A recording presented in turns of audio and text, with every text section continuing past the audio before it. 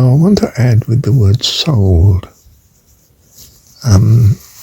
It's true in some sense. The thing's finished. It's no longer available. It's been sold. But if a thing is sold, the ownership has passed to someone else. It's now bound to them. Do you see? The object is no longer available here in the shop to sell to you. You know, it's mine at the minute, bound to me, but I could exchange it legally, so to speak. I could sell it to you. And then it would be bound to you, sold. Now the first S in the word sold, as a sound, may indicate, as you know, we said here, plurality of opportunities. It opens up a completely new set of experiences. It's now belonging to someone else, a different domain, a different place, different person, used in a particularly different way. So a thing can be sold to many different, in other words, bound or given a whole variety of opportunities different to what it has here before it's sold, you know, in my shop, so to speak, if I had one, or in my possession. It's now in someone else's possession, tied to a different part of the world, if you like.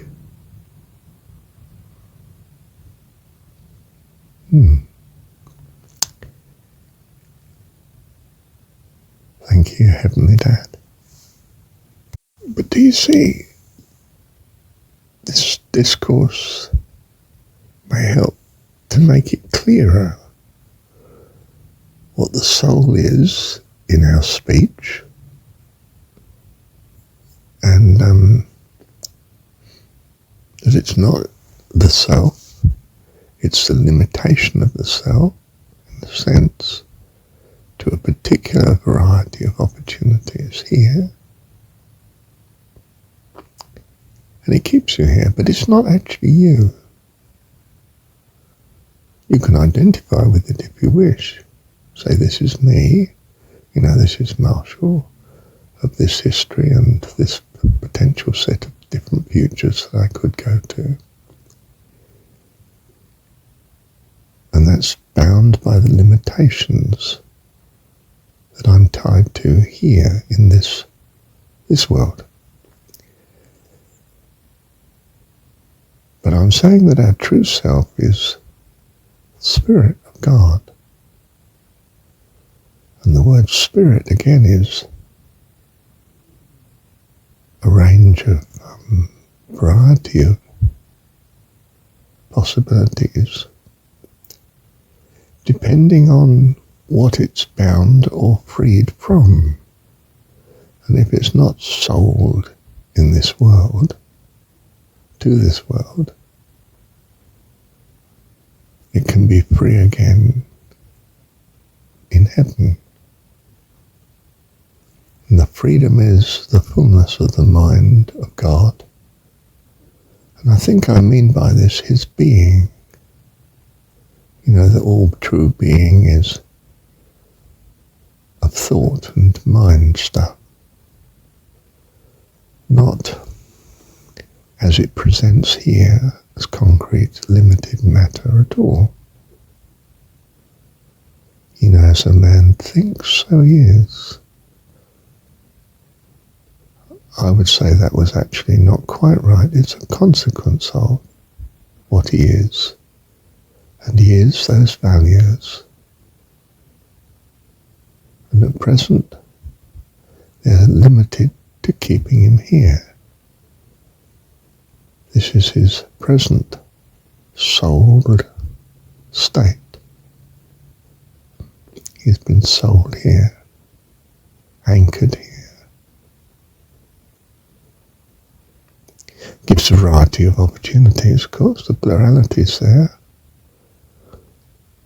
but in the context of the limitations of this physical world of physical matter, knowledge and uncertainty and, knowing and not knowing and matter and time and space and so on.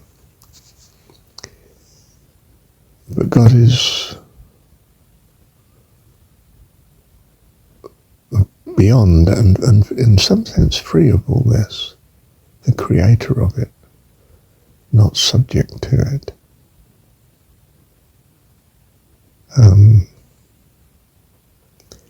Can make himself subject to it. This is what he's made, therefore he relates to it. In particular, we take it that he values it and loves it, which includes us, of course. And given his all-powerful nature in this situation, over and above what it appears, perhaps, he is able to achieve or have it the way he wants, he purposes. And we trust and assume he purposes right and good, you see, in our understanding of it.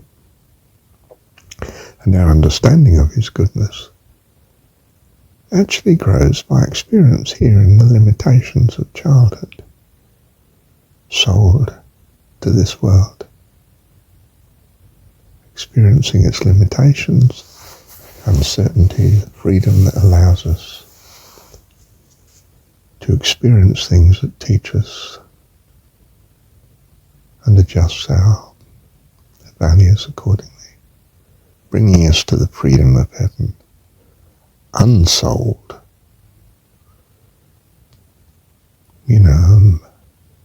Jesus has it in John 17, now I'm no more in the world. I'm free. I've finished the work, and therefore I'm out of here. It's been achieved, it's been done. No need for me to be sold here any longer. I return to the glory that I had with you before the world was. And I wanted to say that glory before the world was before man in his limited state, in his worldly state, soul state here, was and might see it and think of Jesus. But now he has the glory again of the fullness of heaven and of God. He's asked for the glory that I had with thee before the world was. It was not the glory of the world. The world's glorifying him, of course. But heaven. And that's what's really important to him. Not his childhood experiences. Here they come to an end.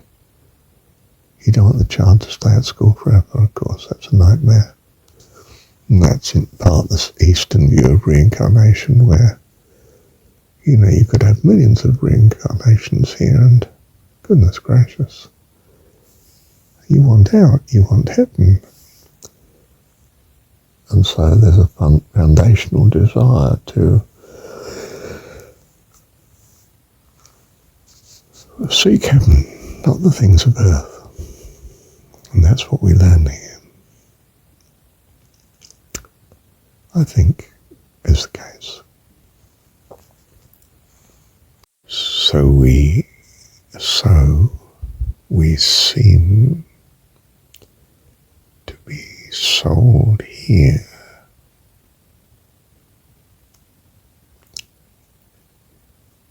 So that the word so suggests variety of possibilities, isn't it? So, something's following. So, oh is surprise. All sorts of, this is interesting. So. We've dealt with seem earlier. Perhaps we've dealt with spirit. The it is the small I, the small ego. The plurality of the opportunities here. Per. Oh, I've not dealt with per, have I? Perhaps. Possible.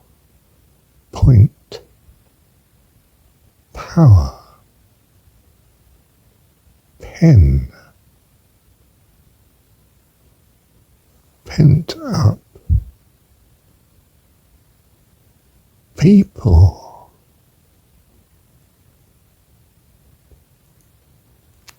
They're all words that present purpose, point of view, possibilities. Do you see what per is beginning to, the sound, possibly means? Means mother, create, E, double, provision of God.